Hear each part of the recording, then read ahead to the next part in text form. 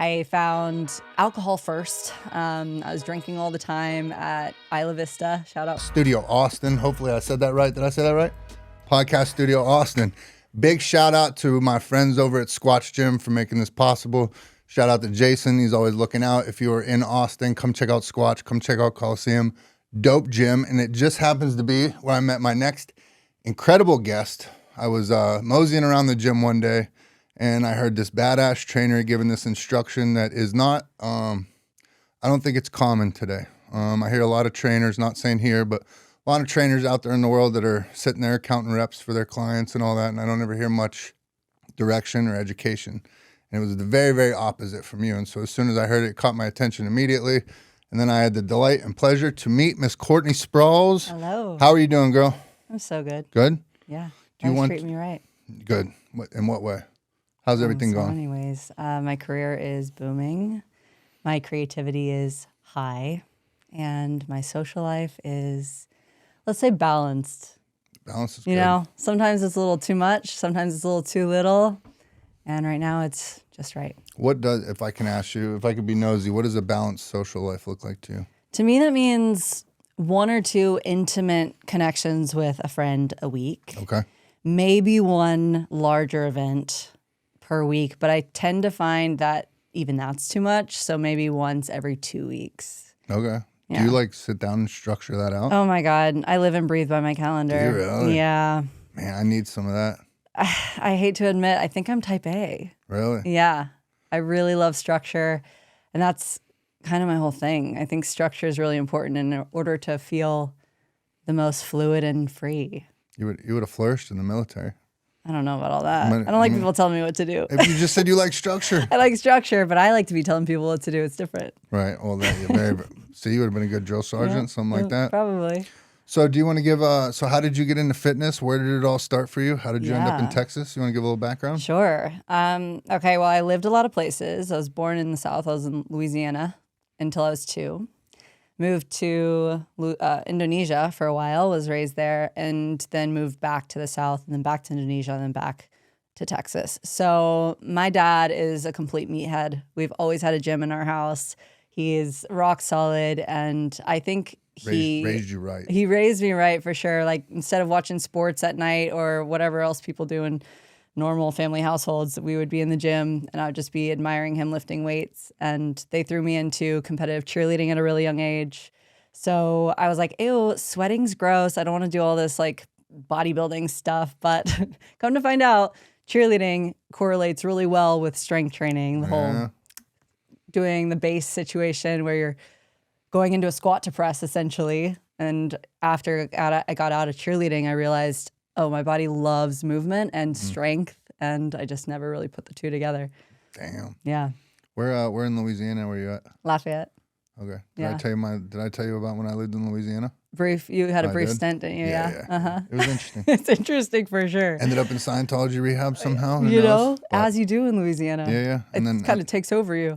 And then the weird thing was I went on like a family pass. My parents came and I convinced them that even though I was in rehab that it was okay for me to drink. I just couldn't do drugs. Ah, right. And they bought that, Okay. It was basically me manipulating the situation. And so I ended up having a couple beers, and the day after, didn't smell like it, wasn't acting like it or anything. The moment I walked into that treatment center, they knew. Oh, yeah. They got me somehow. I mean, I'm sure Louisiana has a very high alcohol abuse population. Amongst other things, I'm sure.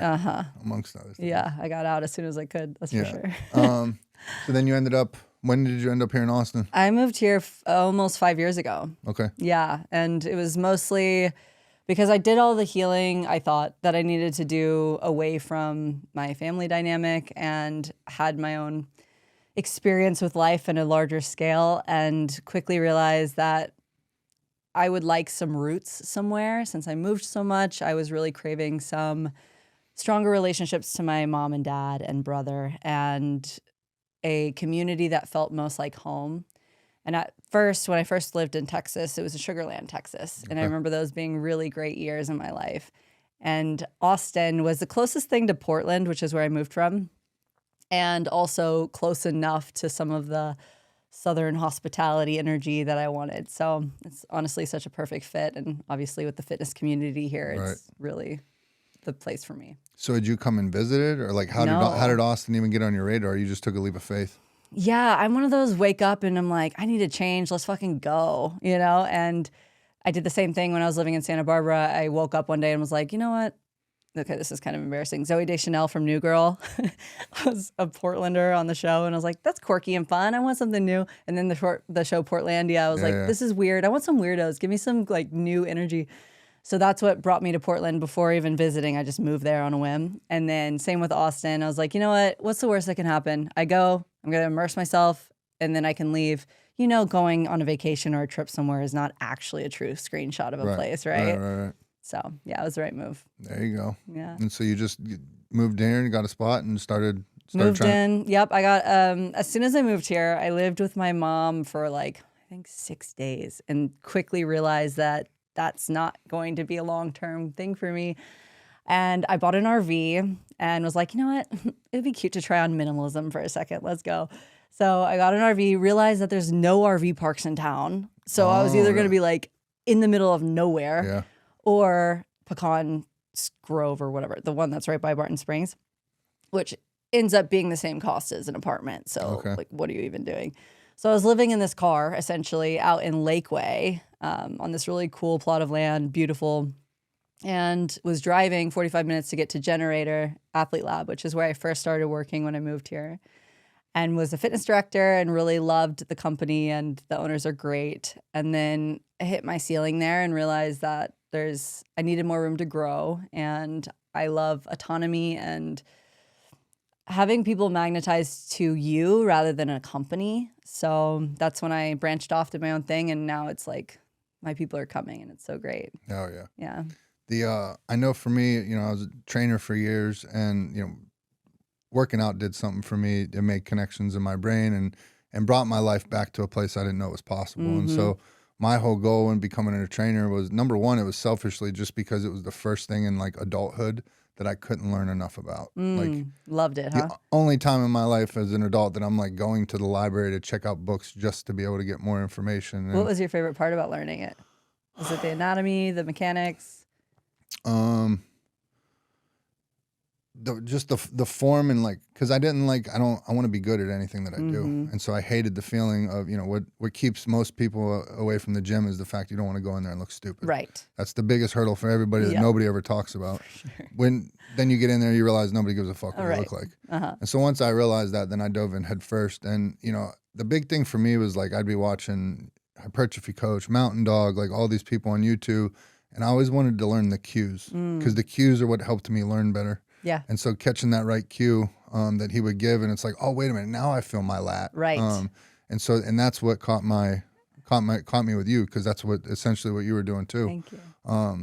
And so it was just learning that, and then just wanting to always have good form, because if I'm spending hours in this gym every day, I want to know that I'm not wasting my time. I'm doing it to the best of my ability. Efficiency for sure. And so I never really went through that, I don't even want to say meathead phase, but I didn't ever give a shit about like, oh, I'm going to max out. Yeah. No, I didn't never care about that. I want good form. I want hypertrophy, like optimal, full range of motion, all that stuff. It's lacking in the fitness industry. And I think the cueing bit is an important one. And I don't think that's talked about enough in the come up of the professionals in the world, because everyone understands the world so differently than each other. And so you almost have to dumb it down in a way that is accessible to like real life analogies, right? I use a lot of weird terms: squeeze the oranges, draw the knees out, open heart, all these things that once you start realizing which ones are the aha moments for clients, you put that in your back pocket and you run. Yes. Yep. Because you can go the educational route and start talking about, you know, supinated this and all that. And then they're also just ego, by the way. Right. And then they're just sitting there dazed and confused. Totally. So You're like, you're smart, but now I'm not. So now what do we do here? Right. And a lot of the people I was working with are like newly sober, fresh off the couch. You need some confidence. Yeah. And so it's just getting them those little wins and getting them to understand. Because my goal is like, I want to teach you everything that I can. So my goal is that you go off and you leave me and you can walk into any gym in the world and confidently take yourself to a workout. Totally. Like that's me giving a little piece of what made such a big difference. Absolutely. To me. Yep.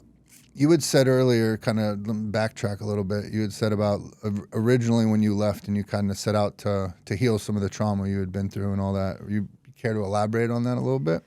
Yeah. I actually. What's the most fucked up shit you've been through, Courtney? Right. I actually now have a therapist. I'm so excited to be working in that journey. I was a little bit put off by it at first. I can go into that in a bit later, but I had a very rocky childhood, obviously, because of moving often, right? Every 3.5 years, we would be in a new city, state, country, you name it. Military or just your... My dad works for oil field, Okay. Chevron. Yeah, and so it was such a blessing to be able to expose myself to different cultures and different people and become a chameleon at such a young age and learn that resiliency and adaptability are key to succeeding in life. And it's a beautiful opportunity to reinvent yourself over and over again as well. But I think I got a little too comfortable with reinventing myself that it almost becomes scary to be known in a place. And so I've now at 32, almost 33, I'm realizing that, okay, yeah, this is scary that we're creating community here and people know who you are when you go somewhere. But it's going to be so rewarding once I look back and realize I have a whole community of people that love me and care about me for me.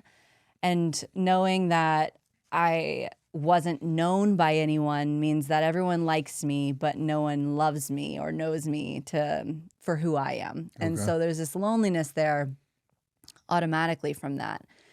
And, you know, I moved away from my family to get some space and understand that I need to come up with my own rule book of how to operate in this world outside of my religious dogma and strict / also very lenient family dynamic. It was so strange and very polar, especially when my parents split up. But I found fitness from that. And so after graduating high school, I was like the day after high school, I got the fuck out, went straight to California. I found alcohol first. I was drinking all the time at Isla Vista. Shout out for anyone who's from Santa Barbara. Party city, okay? Like, it's so densely concentrated with just full-on debauchery. Okay. And My kind of place. yeah, it was wild. But honestly, I'm so grateful for that little tiny bit of life to just go fucking ham. And that made me realize, like, okay, my brain isn't functioning well. My body's not functioning well. I certainly got the freshman 15 that everyone was talking about. And then was craving some structure and some discipline. From there, started doing the classic start with the vision board and the nothing feels as good as skinny taste, or whatever the saying is. Nothing tastes as good as skinny feels. Ran the track every morning, did the stairs, and ended up really understanding how much the movement piece helped me mentally. So I was able to get off Wellbutrin and Adderall and birth control and all these things that were impacting my mental health and hormones, and found that movement is actually medicine. You know, people can say it all day, but until you feel it, you don't know. And that one, I don't know about you, but you know, I got out of the military, got diagnosed with a laundry list of PTSD and everything under that umbrella. And at no time, became very resentful, because I'd thought back once I got sober, got my shit together and all that, and I got off the medicines through working out, through running. I went back and thought about all those meetings I had with the doctors and psychiatrists and all these people, and it was always, here, take all these medicines. It was never, are you working out? Are you running? Do you drink water? Do you eat healthy? How do you sleep? Like, none of the fundamental things of being a good, healthy human being. Right. And so it was just like, what the fuck? What are we doing here? And then even when I went back to the VA hospital and started telling them, like, hey, I want to come off some of these medications and all that, they're like, you can't do that. No, like, it you're gonna doesn't impact you're gonna relapse if you do that. Like, Right. they got no business telling me if I'm gonna relapse or not. You know what I mean? Like, they have no idea what they're talking about. They have no idea about programs or anything like that. So I just always thought it was wild. There's this interesting psychology, and I catch myself sometimes in it, but I think in the world of doctors and personal trainers and people who are quote unquote helping people, there's this interesting, I would say, ego involved, where they're like, if you have nothing to need me for, then I'm not needed and I'm not valued. And so that's a very fine line to walk, especially in this industry where it's like, okay, I can keep a client for 3 years. Sure, easy. But it's really important. The best gift I can give someone is to show them that they are capable of using their body to heal, rather than relying on me to make that happen. I think a lot of personal trainers in the industry get scared that the overlap is going to mean more pushing, more marketing, more business.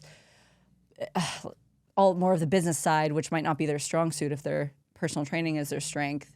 And that holds a lot of the clients back. So I'm hoping that the industry shifts in a way that as trainers, we build confidence in our own craft to know that our people will come, and you know that, right? Yes. Like you say what you need to say and you lead and speak truth and your people come no matter what. 100%. Yeah. Yeah. If you, I remember as becoming a trainer, I worked around, a lot of other trainers and all that. And for whatever reason, there seems to be and I'm not talking shit, but everyone's different, but there's an ample amount of trainers that don't look like they've ever been in the gym. Mm-hmm. And so if you're a trainer and you walk in the gym and you walk into a gym and you look the part, Yeah. people are automatically already paying attention. Yeah. Then as soon as you open your mouth, you speak with some sense and really look like you know what you're talking about. They're like, oh wait, this person can teach me. Yeah. I find it's interesting. There's a movie called Body Brokers. Have you ever heard of it? I haven't, no. It's kind of in the same vein of what I was talking about with the medications and all that. The tagline in the movie is help them enough that they don't die, but don't help them enough they're not a repeat customer. Mm-hmm. And like you could look at that as going to your regular doctor, treatment centers, anything like that. But even trainers, like my favorite thing as a trainer was to see when I had clients that started showing up on their own to the gym. And I was in session with somebody else where I was like, yes, let's fucking go. Like the worst thing was when you had a client that only shows up for their sessions. Right. You know what I mean? It's like, you're not like adopting this as a lifestyle. Like you should be in here, you know what I mean? I can lead you to water. Yeah. But I will say it is a fine line, and there is certainly a deep pressure that comes with staying fit and young in this industry. That does linger over my head occasionally where I'm like, am I fit enough? And am I getting older? Will I be expired in this industry at some point? And it always morphs and shifts. And I know that with continuing my education in different philosophies and modalities that I'm going to become more of the like witchy wisdom old soul as I age. But I do find myself occasionally, especially with having a bodybuilding fitness competition background, still slipping into some of the old mental habits of like, okay, well, maybe they're onto something with the extreme restriction and overtraining. Like if that's what's going to get my physique on top tier and that's what's going to bring in clients, then maybe I should be doing those things. So it's a constant checking myself of, okay, am I using this structure of macro counting and bodybuilding style workouts to support me, or am I doing it to just as a detriment? right, I was just gonna Right? You competed before, right? Yeah. So when I found out that alcohol was not serving me, I got into fitness competitions when I turned 21. Ironically, I was obviously drinking before 21, but when I turned 21, I stopped drinking. Really? And Wow. yep, I was Good sober shit. for 7 years, and I still really do not care about alcohol. But at the time, it was very strict because why would I consume calories through beverage? That's a waste of time and energy. And so, unfortunately, it got really intense. I was told and taught by my parents that there is a certain way to do this. You restrict your calories, you move more. That's kind of the old school, still kind of the message. But I was like, okay, well, I'm restricting. We'll come to find out metabolic damage is a real thing. And as much as you fucking wear yourself down, it doesn't mean you're going to get the results you want. So essentially, I did 5 years of fitness competitions, 6 competitions in total. I was always prepping, whether I was bulking or I was cutting, I was always on a strict macro count. And 7 days a week training. I mean, I was waking up drinking a Bang energy drink, would run out 8 clients and then work out for 3 hours and then finish my day with another hour of cardio. It was just fucking grind time. And I was lonely. I was sad. I was depleted and was praised for my body constantly and got clients. So from day one of being a personal trainer, I had an incredible career. And after a while, it takes a toll on you because now your whole worth is your physique, right? And though I looked healthy, I was absolutely not. No period. I was crying all the time. I was listening to every word my coach said, which happened to be like, okay, 800 calories a day and 4 hours of movement. And here's this, try this supplement, try this steroid, do whatever. And I'm like, yes, sir, whatever you want. Just for people listening who haven't ever counted macros or calories or anything like that, what does 800 calories look like? Oh, okay. It was exactly 32 almonds. If I went one over, I would cry myself to sleep. It was a fourth a cup of oatmeal in the morning. Like I had to count my blueberries, however many that was. 2 to 3 ounces of chicken with a third a cup of rice, maybe if it was generous. Another 3 or 4 meals of chicken and rice, maybe tilapia if we're really feeling wild. Throw in some spinach just for, green's supposed to be good. And then just move a lot, It was like, I'm just feeling it in my body, just thinking about it. Counting your almonds. Oh, it got bad. And it was so interesting because the psychology of it is people around you don't understand what you're doing or what mental state you're in when you're in it. So, people would eating a Quest bar in front of me. That's when Quest was really in their come up, and their bars were incredible. And I would be drooling and so upset that someone around me was eating a Quest bar and I couldn't have it. Mm-hmm.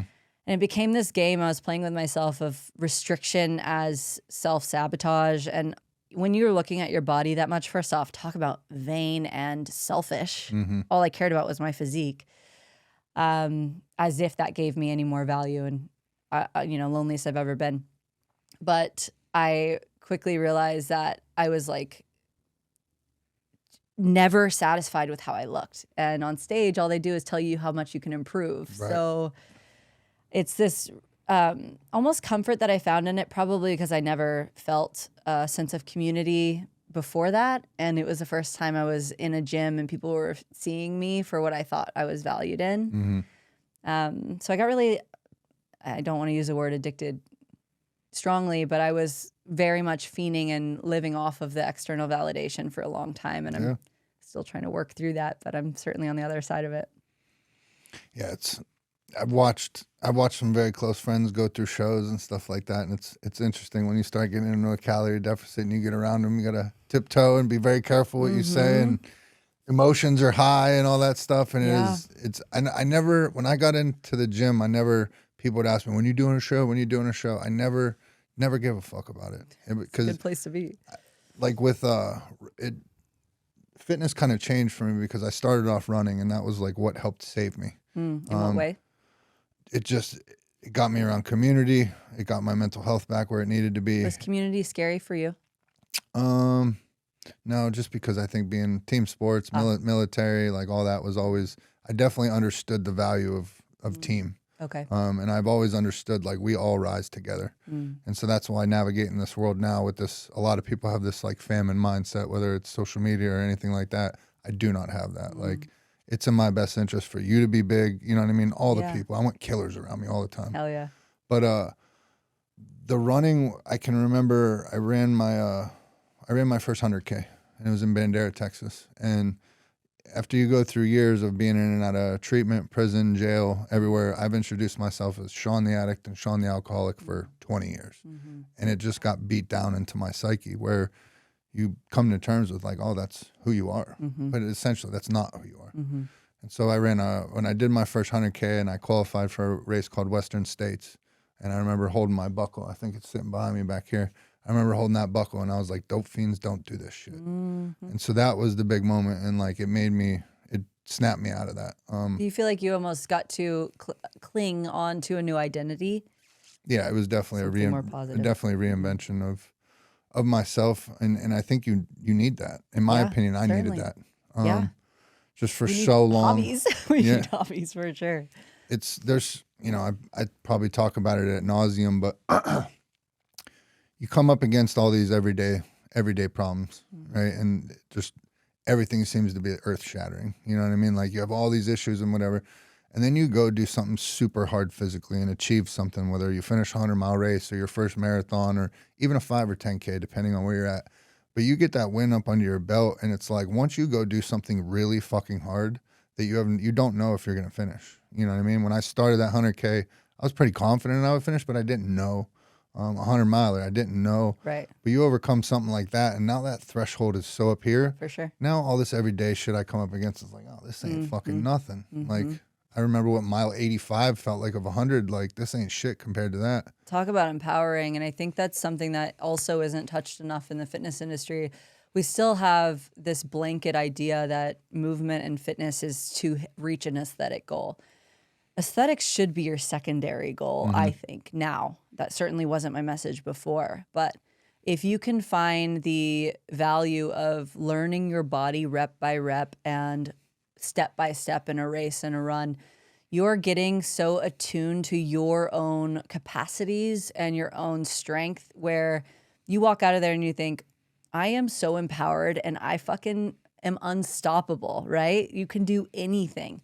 And granted, I do think there's waves of that where you almost have to do it consistently or do something challenging consistently to remember your power and your strength. Because we are all children at the end of the day in our own little bodies and are like, well, maybe I'm not capable of this and this is a new challenge and how can I overcome this? But what I like to think of now is we're building the skills and the tools to have in our back pockets for anything of like, maybe I didn't sharpen that knife for this specific thing, but you best believe as soon as I leave this hard challenge, I'm going to sharpen that knife until next time it's presented again and I can really fight back. Right. Yeah. And you just made a really good point because that's what running became for me, was a tool. There was a time where it was everything. You know, it had become my new identity. And at that time I needed a new identity. But, you know, then I segued into the gym for a while, got away from the running. And then a year ago, you know, started going through some mental health stuff. But immediately I was like, all right, I've been here before. What do I need to do? I need to get back to some run groups, need to get back around community, need to start running again. And within no time, I was right back. But before, I never had that. Yeah. I think the fitness industry also is doing a disservice, and I'm guilty of this. I know you and I have talked about my beliefs on cardio and running and all these things, but it's something that we need to consider when we're being a bit dogmatic or thoughtful about our strategies in how we go forward in fitness is, okay, maybe cardio is not conducive for fat loss, for example, but not everyone's goal is fat loss, first off. And if it's helping you mentally, that is still contributing to your health overall. And we can't look at health as a physical health versus mental health. They are always one. And so I'm saying this to hopefully give permission to everyone of, you're going to read a lot of shit online about what is good and what is bad. And yes, I certainly have my opinions about things. And if it is serving you, it is on you to learn if that is the right thing for you in that moment. And maybe running's not going to serve you forever, but it is right now. And you best believe that's the thing you're going to strengthen so that you can get the benefits. But when those benefits run out at any point, if at all, you will find a new thing. And then you can strengthen that tool, you know? Right. I find it funny because there's so many, you know, Austin especially being, you know, such an athletic city, and there's hybrid athletes and there's all this and that. But when it comes, running is the one thing where you talk to hybrid athletes, but like, oh, well, I don't run. It's like, if you don't run, are you really an athlete? Like, yes, one of the most basic things doing is running. I get the primal aspect. I will say, I think whatever you find your flow in, yes, and it is quote unquote cardio, your heart rate's elevated, you're sweating, you're moving, you're doing all, great. It's the same thing, right? So for me, it's roller skating or dancing. I find that to be my running, but you're not going to catch me pounding feet to pavement. Saturday at 7:30, you're coming out. No, sir. Nope. Did I tell you? Have I ever told you about when I discovered Town Lake? No. I never told you this. I know a story of you walked with a lady who had. No. Okay, different. So you're talking about whatever you find that's serving you, right? Yeah. So I ended up in Austin. I get involved in the running community, and I find Town Lake, and so start running Town Lake. There's nothing like Town Lake where I live. It's all run down steel mills, crack houses, not good. Wow. So there's no run culture, there's no bike culture, fitness culture, any of that. So I start running at Town Lake every day. And it's just, I used to run around and be like, oh my God, look at all these people. Like, nobody cares if you're fast, slow, old, fat, anything. Just people are out here. This is awesome. Yeah. And so I'm going around and we're running. And the one day, me and my buddy, we were doing the 10-mile loop, and we come up through Zucker Park. And we come up to Zucker Park, and I look out, and there's like 150 grown-ass adults running around with broomsticks in between their legs and hula hoops everywhere. And I'm like, what the fuck are these people doing? Like, my mind was blown. Yeah. And my buddy starts laughing at me, and he's like, LARPing? Oh. No, he's like, unless that's another name for it. He's like, oh, they're playing that game from Harry Potter. And I was like, I've never seen Harry Potter, dude. I don't know. He's like, oh, it's called Quidditch. And I was like, Oh, wow. I don't know what that is, but that is fucking wild to me. And so he's dying laughing at me, and we keep running. But that's when it started to really sink in about Austin and like where we were at. I was like, God damn. There's a pocket for everyone. If you can find that to do here, you can find anything to do. Yeah. But it's like good, healthy people, and they found their shit. Yeah. You know what I mean? So we get a little silly sometimes out here. Right. I'd much rather be doing that than sitting on, you know what I mean? Right. Sitting on a couch. And in my case, you know, I guarantee none of those people were worried where they were going to get money for the crack man later or anything. Like, they're doing good, healthy shit. And so I'm all. And for no all other for it. reason but play. Yep. Right. And if you're listening and you're not from Austin, I would encourage you to look for the thing you're interested in or start it. Yeah. You know, some people set it and forget it. Start something. If you're scared to be a leader in something, start it, and then someone else will eventually come along and do more of it. So then you can be the participant rather than the leader. There's a young woman who's been coming to my run group, and it was weeks ago. She just ran her first mile ever. And then now she's getting ready to start her own run club. Oh, great. Right outside of Fort Hood for all the mothers and the wives in her neighborhood. Yeah. And so she's feeling a little nervous to that. And I'm like, no, do it. Fucking do it. Yeah. If nobody shows up, doesn't matter. Just keep doing it. You don't have to be an expert. Yeah. Just one step before the other person that hasn't started. Right. And, you know, that's been a big theme lately. A lot of conversations I've been having is people like have ideas and all that, and then they don't ever do. They get so trapped in What do you think that is? Fear of being seen? What is it, paralysis by analysis yeah. or whatever like that? Just because they want everything where it's like, no, just start doing it. Because anytime I've done that where it's like I have these ideas, but I want to wait till this time, something else ends up happening and it never ends up happening. Right. But it's like, all right, I have this idea, let's fucking go. Yeah. And then try it for a while, and if it doesn't work out, move on to something else. I think that is the hard part about being an adult and learning a new skill. It's humbling. You start to understand that, oh, I'm not good at everything. I just want to stick to the good things I'm, familiar with. But do it until you're good at it, and then do something else until you're good at it, rinse and repeat. The one ranger over here at Squatch, she was trying to teach me how to do snap and jerks or whatever. Okay. I've never done. Yeah, clean and CrossFit jerks. Stuff. Uh-huh. Is it CrossFit or powerlifting? Oh, don't be asking me that. I stay in my own lane. I'm a bodybuilder. Right. Well, so did I. And then she had some different things she was doing with her lifts. So like I was asking her about all that stuff. But even, you know what I mean? I looked ridiculous trying to learn that. Like I looked like I should know how to do that, but I had no idea. And I'm just sitting there like, what? What do you want me to do? Right. But it's like things like that. It's like I was like, all right, I'm going to do this till I get fucking good at it. It's funny because learning a thing physically in your body is one thing, but listening to direction and computing it in your own physical body is a whole nother thing. Or sometimes someone's explaining something to me, like right now I'm learning some tricks on roller skating. They'll explain the thing, and I'm like, I see what you're doing. I hear what you're saying. Putting that in practice with my own body feels so different than what you're explaining and doing. Yeah. So don't let that hold you back. Keep going. What's your favorite cue? To say to people? Yeah. Soften your knees. Okay. People out here locking their knees up and causing their abs to splay out and their hips go into this weird tilt and causes the neck to shift forward. I would say ground up. If you're not thinking about your feet, you should be thinking about your knees. And then secondarily, squeeze the oranges under your armpits because your lats are not engaged. That's what I'll tell people, flex their armpits. Oh, that's a good one. Flex your armpits. That for their chest too. Okay. Trying to get people to feel their chest.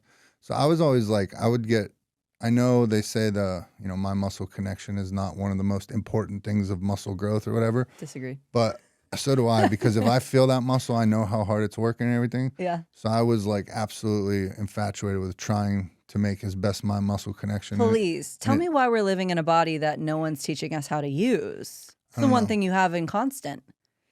When I see, and granted, everybody has their own style, but when I see people like doing dumbbell bench and they're just going real fast, like I'm not judging, but I'm like, I don't want to deter anybody from not going to the gym, but I'm like, why are you doing that? Like you don't feel any of that shit. And I think about like, until I started learning my muscle connection, I literally went 30 some years of my life never truly feeling my body. Yeah. Couldn't activate a lat, it took me, I think my right lat and my chest were the two things. My chest, it was so hard to connect with at first. And so then like I would sit there and watch everything I could until I started hearing the right the right cues, and it Yeah. was flex my armpits and then smash your biceps together. Okay. Yep. I usually say draw your bicep line into your nipple line, like Hulk. I always say the Hulk moon. But it's interesting. I had 2 people reach out to me this week about learning anatomy, and they want to train with me purely to learn their own bodies. And that to me is when I know I've made it, where I don't have clients coming to me being like, I want to lose 15 pounds in 6 weeks. And it's purely like, hey, give me the education. I want to know what you know so I can know what I need to know about my body. And it's going to be different for everyone, right? Like your body is not the same as my body. Men and women are built differently anatomically. So that is something to consider as well. And teaching people how to just exist in this world with a strong skeleton. I now think of movement in support of skeleton rather than in support of looking a certain way with the muscles, right? Like if you're building muscle mass, it's important that your posture and your skeleton is in a quote unquote proper alignment to build the muscle around. So you don't go out here walking around looking like Ninja Turtle, you know, like all trap and head forward and all the things. So yeah, I think the most valuable thing any human on this earth can do is to take the time to connect your mind to your muscles and your bones. Hands down. Yeah. Couldn't agree more. Things go so much better. Your workouts go so much better. You actually understand and feel like you know what you're doing. Absolutely. And then you know when you're doing stuff wrong because you're like, it's not supposed to feel like that. Right. Yeah. Yeah. It's this moment that people are like, oh, I now know what it's supposed to feel like. And I think, let's go back to like structure equals freedom. Not only do I mean that in a looking at my schedule, making sure everything's dotting the I's, crossing the T's, but I'm understanding how much the foundation of learning movement and mind-body connection is actually giving you the freedom to find flow in your other movement practices, your other conversations with people. Like you start to understand, oh, I might be making this person anxious because they're tapping their knee and their traps are up in their ears and their jaw is looking kind of tight. Yeah, sure, that could be like too much caffeine or whatever the thing, but it's at least giving us some cues on how to interact with each other. And so if we can find our own internal compass, we're going to navigate this world with so much more ease and stop creating this unnecessary tension of like, is that my person? Well, you just know, because is your body relaxed around them? Are you feeling like you can be, you know, I stray away from the word authentic or being yourself because I don't actually know that people know who they are to be authentic. But at least it's giving you the understanding of what might be closer to true for you. Mm-hmm. If you ever want to know who you are, I got an incredible program you should go to. What's that? It's just a retreat. What kind of process? So it's the whole goal. It's funny you just brought that up because I just had a meeting with a guy. One of the most, I talk about it all the time on the podcast, but one of the most beneficial things I ever did in my life, my recovery, anything, was I went to this men's retreat. And the whole goal of the men's retreat was to discover who you are. Okay. And so I didn't know that going into it. I just went to it. But you not only find out who you are, but you find out who you are on like a level 10. Who you are at your absolute best and who other people see you as. Interesting. Okay. And so me coming from the drug and alcohol recovery world, I'm an addict. That's all I knew. And so you could have asked me like, who are you? And I could have gave you a very dumbed down answer of like, oh, I'm Shawn. I like to help people, but that's not truly like who you are. And so you go through this weekend and you do this work where you come out with this profound understanding. And then I attribute a lot of that to the success of me getting sober and staying sober because I went to treatment 12 other times, right? The last time that I went, and then I ended up going to this men's retreat or whatever, where there's a women's side too. Somebody had finally set the bar for me. Now I know who I am at my best. And so the moment I'm not living up to it, now I know. Yeah. And just like, something doesn't feel right with an exercise, it's like, this has already hit me. And it's like, this is not what I do. Yep. This is me at my best. Yes. And so like, I think that's a very, very, what you're saying is very true. I don't think most people know who the fuck they are, but when you do, and then you go into your work or your passions or anything like that, like you do it with a conviction and a passion that other people feel and see and want to be around. Absolutely. Yeah. And so for the people who are listening and are like, well, how do I figure out who the fuck I am? I do think a retreat and giving some guidance, whether it's through a mentor, a therapist, a friend group, someone you really trust, sure, those can be all really good platforms. And showing up for yourself every day to build more confidence so that when you are presented with something that doesn't feel right, because that's the first step, right? Oh, I know this doesn't feel right, whether it's an engagement with someone or the spidey senses that go off whenever you're about to enter something that you're like, I don't know, something's off there. Intuition, sure. But it's something that is first step. The second step is having the courage and confidence to say, hey, this isn't working for me. And that in itself is a beast, right? So I think practice moving your body, learn the mind-body connection, learn what feels good for you, step one. Step two, find the empowerment through the thing that you're good at and start practicing saying what the fuck you're thinking. If we could all just be honest with each other about how we're feeling when we're feeling it, sure, it's a disservice to the person you might be presenting the information to sometimes. But at the end of the day, it is the kindest thing you can do, because now that person can, A, respect what you need, and also find the things that are most receptive or magnetizing for them, right? There was you just made me think so I coached people for a long time just with sobriety and all that stuff, and you end up having to give people hard truths sometimes. But at the end of the day, you came to me for guidance, and I'm your coach at the end of the day. So I'm not going to tell you anything I'm telling you things because they're the things you need to hear. And so it gave me I want people in my life that hold me accountable. I want the people in my life that tell me what I need to hear, not what I want to hear.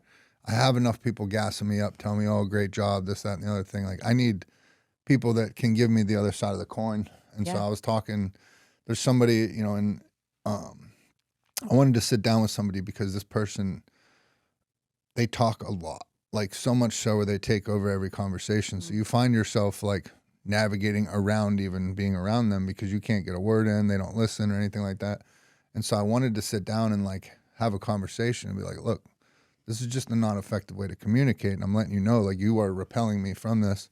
And somebody around me was like, no, like you can't do that. You're going to hurt their feelings. And I'm like, look, like, I hope that, I run around and I talk about I am redemption every day. It's my shit. It's my passion. It's my thing. But I hope somebody loves me enough that they'd be like, hey, dude, we get it. Like, you talk about it too much. Like, good, I'll dial it back. At least somebody loves me enough to tell me that. I feel like people don't love you or care about you if they just let you go on about the world doing that stuff. No, I'm not trying to correct everybody, but if you're in my circle or anything like that, I love you enough to tell you that. That's where structure equals freedom, right? If there's too much ambiguity for literally anything, you're going to catch me thinking of every possible solution or issue that's happening, and that's just fatiguing as all hell. I'd rather you just say it, because I often go into conversations worried that I'm taking up too much space or saying too much or whatever. And with my close friends, I'll be like, stop me if I'm saying too much or talking too much. And they're like, never once have I thought that about you. And that's reassuring, sure. But there's this, am I like this almost insecurity that happens where you don't want to be overbearing or you don't want to take up the platform when someone else is just as valuable and whatever, all these things. And plus we want to learn what other people are going through. And so, yeah, I think that honesty just lets me go, oh, okay, great. I'm not overdoing this. So now I can just exist and it's fine. Right. Right. I think coming from, being so messed up and then being in this world now, like, I didn't ever step out into this new world sober. I didn't ever step into it with an ego of like, I know everything. Cause I know I was broken down at such a rock bottom where it was like, I know I don't know shit. I need to learn all this stuff. And so it's me just constantly surrounding myself around people that I learn from or people that are going to give me those hard truths, because at the end of the day, I just want to be better. I want to be the best me that I can. And the best me is not getting co-signed all the time. It's having people that are willing to say that shit and all that. And I don't think I've ever thought that you talk too much or anything like that. So yeah, and I think you speak with value. Oh, thank you. I'm also catching myself being more careful about the words I use in sessions where I offer someone a suggestion. If it were me, I would correct this, or it might feel better if you adjust these things, and giving people permission to make that choice for themselves. Because I think what we're saying is true. It is important to say what you think is valuable for that person and take it or leave it. Like, at the end of the day, you're going to do your life and I don't really care. I'm going to do me, you're going to do you. And if I can give you some suggestions and you take it and you benefit from it, great. But I don't want to get to a point where, and sometimes I do, my ego's like, yeah, I told them what to do and it fucking worked. And now I'm better trainer because of it. Right. And so, and that goes back to the ego that we see in this field of like, I have to feel valued. So the little girl in me is like, if I can keep them thinking that they're broken, then they'll keep coming back. Right. So yeah, I think as a friend, it's also important to be like, oh, this friendship isn't serving you anymore. Okay, I love you and best of luck, but I don't want anyone in my corner that isn't wanting to be in my corner. Right, 100%. Yeah. So you are not a one-dimensional person. You are not just only working out. You also have a very artistic side to you. Yes. How did you get into that, and how would you describe to people that haven't seen your work? How would you describe your style? So I'm a surrealist collage artist is what I label it, analog collage. There's, it started at a young age. I was collaging my books and stuff, instead of the little bungee book covers, I would put cardboard or paper and then cover it in my little Cosmopolitan magazine scraps and things. But it evolved I've always been artistic. I went to school for a couple of years for digital marketing and things like that, and quickly realized that I could care less about art history and all of the things that made me sit through. But I got into digital collage during COVID, and then at that time I was really into pinup girls and 1950s style. So I went into an antique store, and this lady had a box of Life magazines from some grandma's garage. Sold me the whole box for $20. Mind you, one of those is $20. Okay, I got 100 and something of them for $20. So I was like, hell yeah. So I'm flipping through and like geeking out on all the cars. I love a 1957 Mercury Montclair moment. And so at some point I was like, the ads on these are sick, dude. Like, yeah, they're a little bit cigarette whiskey focused, but they're so like kind of acid tripping vibe. And I love the like weirdness of it all. So anyway, I started cutting them up and making collages. Not very well for the first year or two, and then I started making some for my friends, and it evolved to be something that's so therapeutic for me, where I can sit there for about 15 to 20 minutes and just be like, what am I doing? This is taking so much time. I can't find the things I want. Oh my God, this is so annoying. And then an hour goes by, I'm like in my flow. I'm feeling so good about the pieces I found. And basically I go through the Life magazines, cut up 1 or 2 images that are going to be the star of the show. And then I build around that with either color schemes or The star of the show. I like animal. that. Yeah. So there's always a person or an animal, and then I build the props around it. So it's almost like I get to create my own little life in this piece of paper, and they're quite big. And so from there, I was really craving some structure around it, because I was like, yeah, my imagination's fun, but I should probably focus in. So I started building a tarot deck. Not that I'm like super into tarot, though I do use it as a resource quite a bit. But I found that the Rider-Waite cards allow me to find the symbolism through the magazines, and it almost is getting me in touch with my intuition and my manifestation a little bit, where I'll be like, oh, I'm looking for a candle and a woman who's hanging upside down with a rope on her foot. Weird stuff, right? Like, that's strange. That's going to take me forever to find. But then I kind of channel it, and I kid you not, 5 or 6 pages in, I'll find the weirdest shit where it's exactly what I'm looking for. And I walk out of there being like, I'm a witch. This is awesome, So it's benefiting me in so many ways, because, yeah, it's dope art. So if you're looking for me, it's at Sprawled Out Surrealism on Instagram, where it's mostly just the Life magazine books and pieces. But you'll start to see the tarot deck evolving. I'm 46 cards in out of 78. What are you making, your own cards? Yeah. Okay. Yeah. And so I'm hoping by the end of this year, I'll be done with the deck and I can start giving them to friends and things. But for now, it's me trying to put here's the deal. I am trying to find cohesion this year.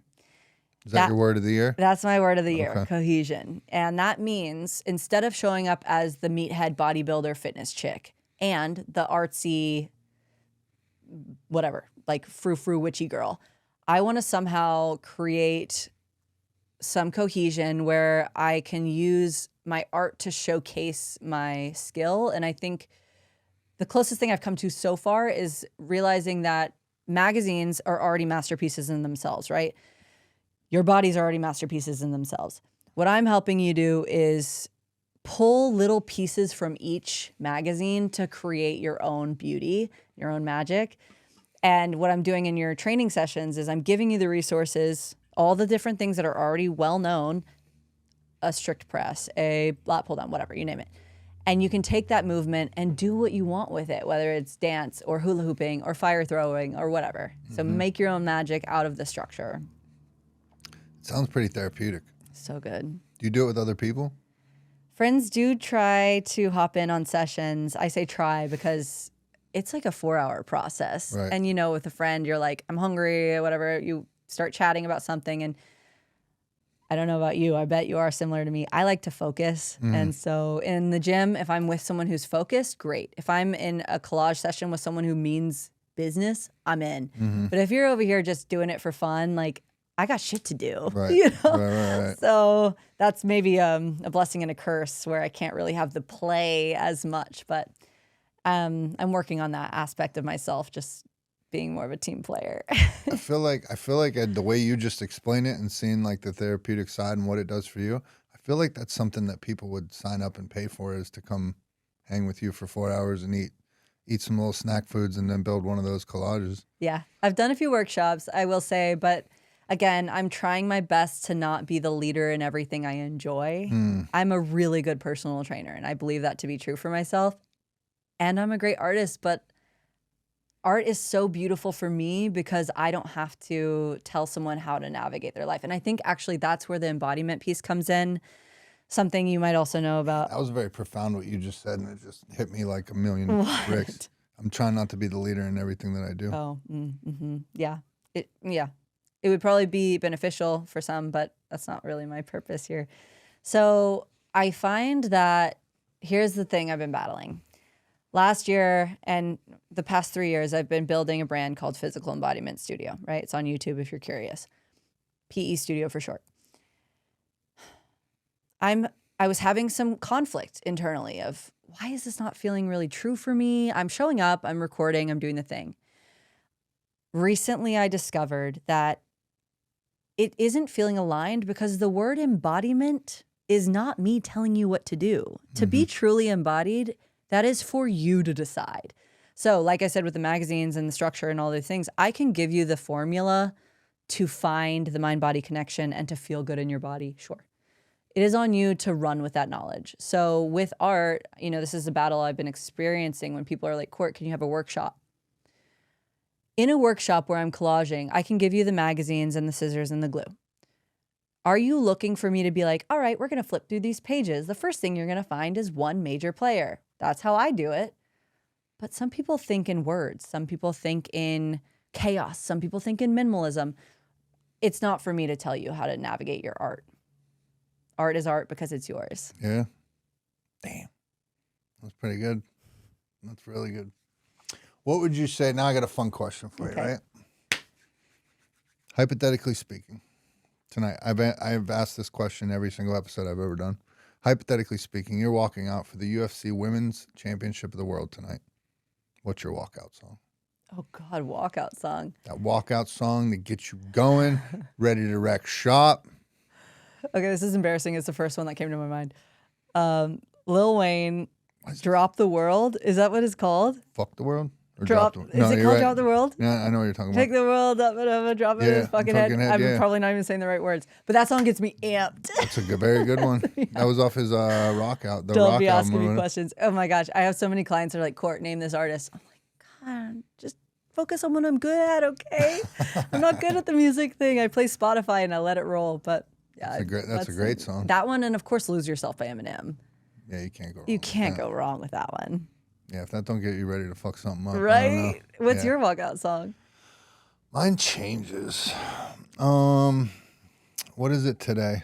Let's see. I think today it was probably an artist named Don Tripp, and it was a song called Man on Fire. Okay. That was the... Is it high intensity, or is it...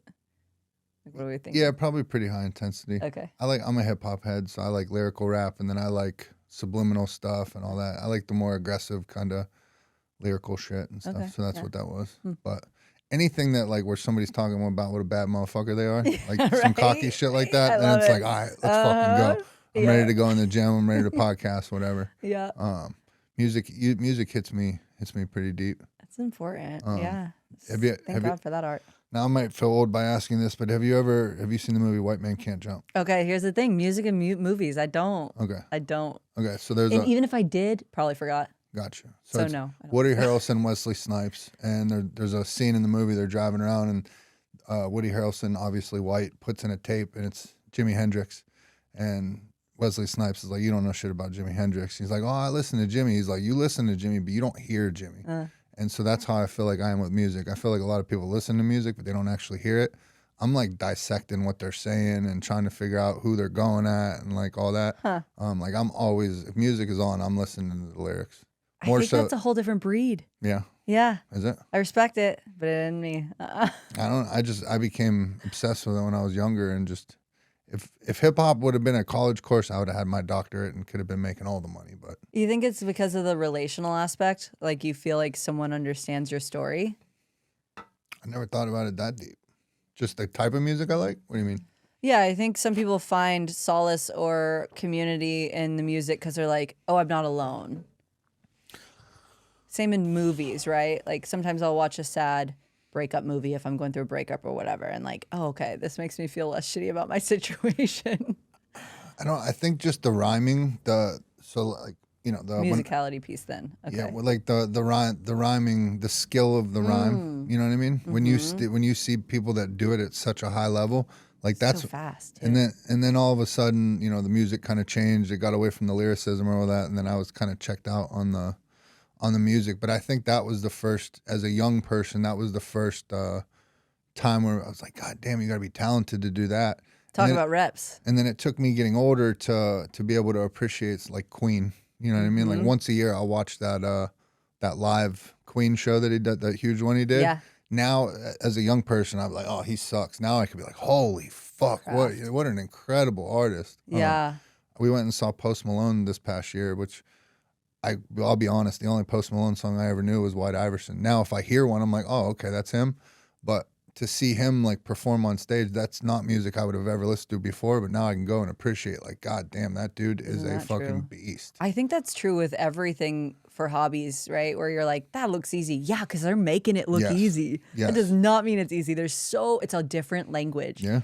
And yeah, you got to put your reps in every single day to learn that skill. And I think that's the coolest thing about this society too, that we're moving into. It seems like maybe it's just Austin, which is people are putting time into their craft. So we're moving away from the junk TV. We're moving away from the things that are just wasting our time, like drinking and partying and all these things. And we're using those hours to build something better and stronger. So that's amazing. Yeah. It's funny because we live in Austin, you know what I mean? And I don't really often, when I travel is when I really, when I really realize how special Austin is, because you just have entrepreneurs and fitness people and these hungry people that are building stuff and all that. And then you go out away from here and you're like, oh shit, it's very different. Yeah. And different, but not always better, right? No, not better.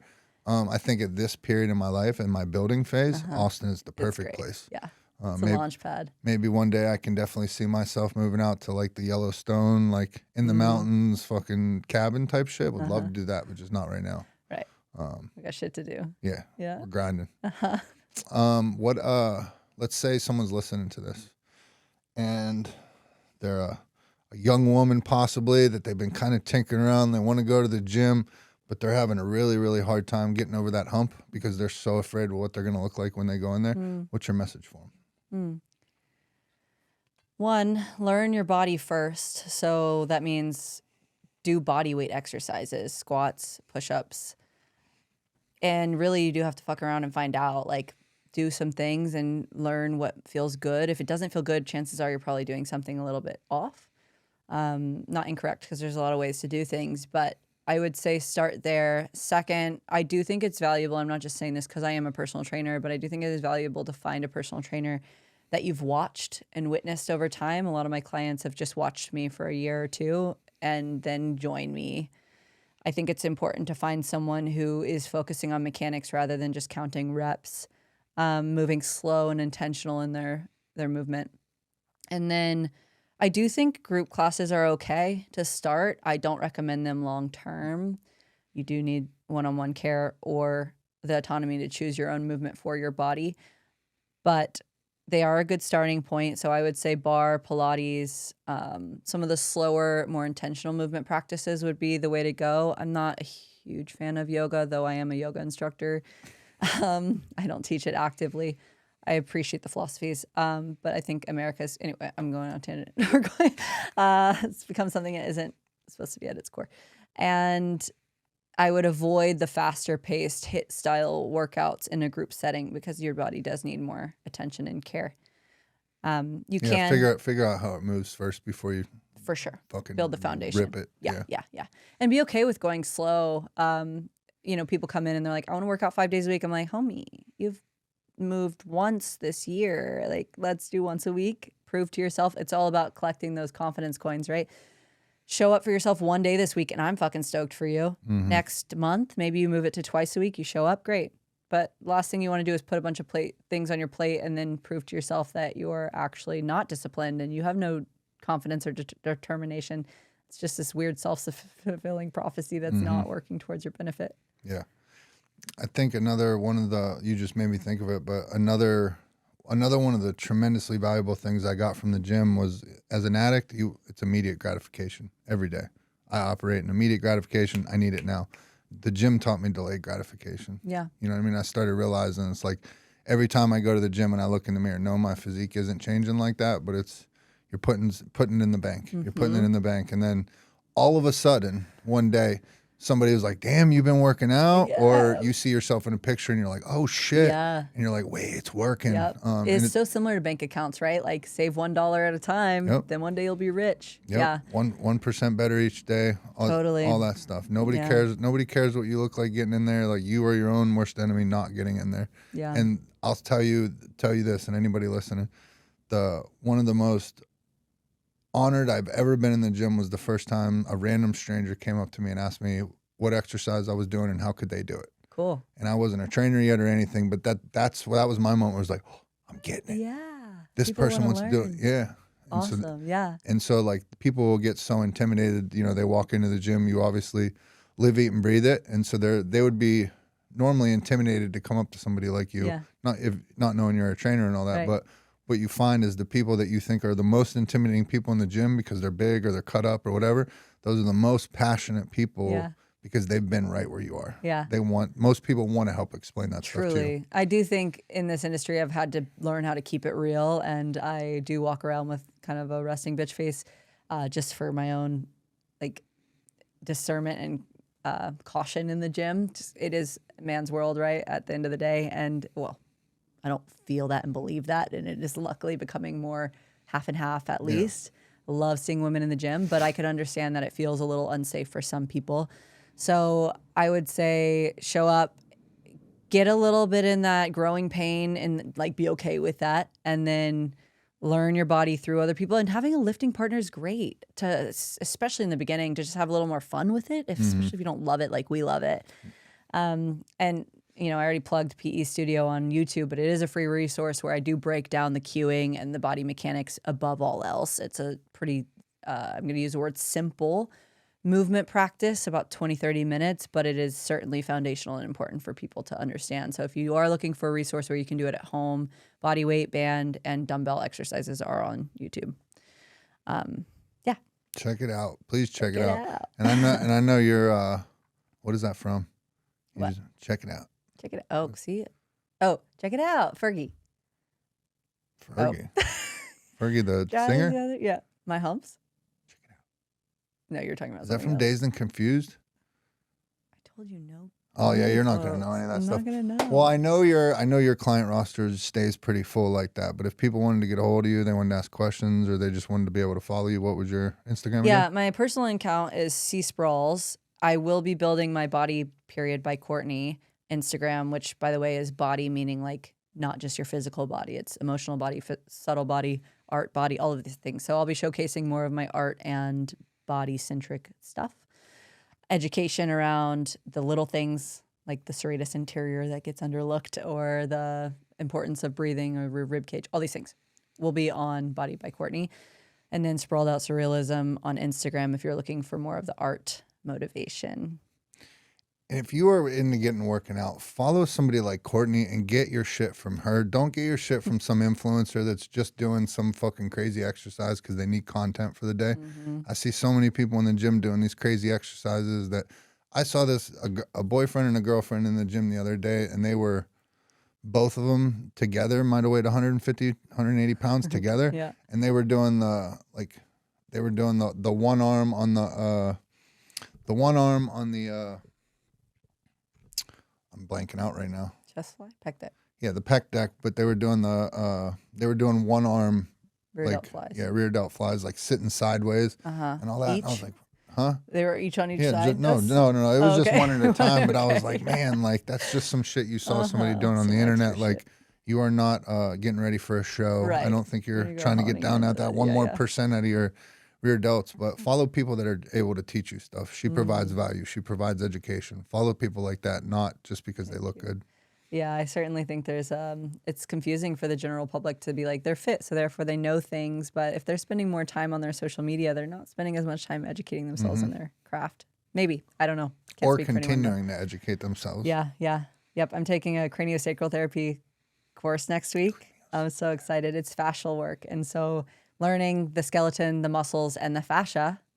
Who would have thought we need to know all of those things to be professionals in this Yep. field? I'm so excited to learn something new. Yeah.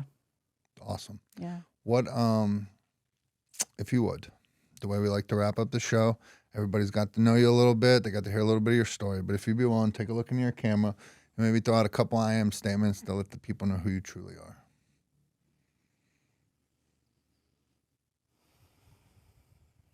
I am attuned